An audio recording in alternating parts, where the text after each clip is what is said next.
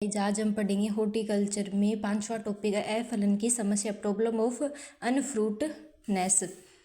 परिभाषा: पौधों में पर्याप्त फूल बनने के बाद भी फल का न बनना या बहुत कम बनना या असफल हो जाना बनने के बाद उसे कहते हैं अफलन।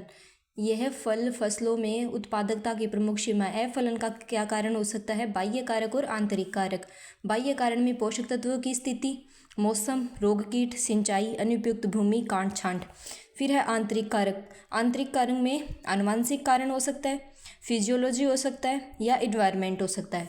आनुवंशिक कारण में असंगतता।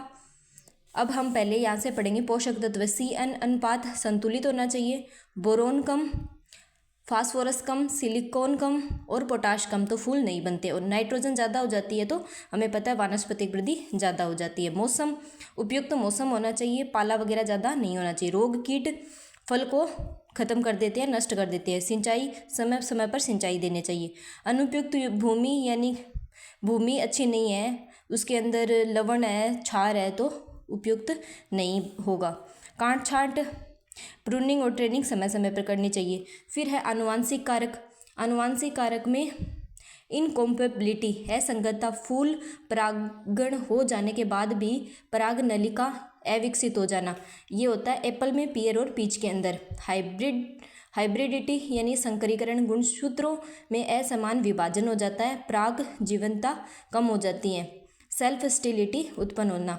सेल्फ स्टेबिलिटी यानी स्वबंधता, गुणसूत्र के असमान वितरण से पौध स्व अनिषेचन में सक्षम नहीं होता। पराग व निषेचन असफल रहने से अफलन हो जाता है।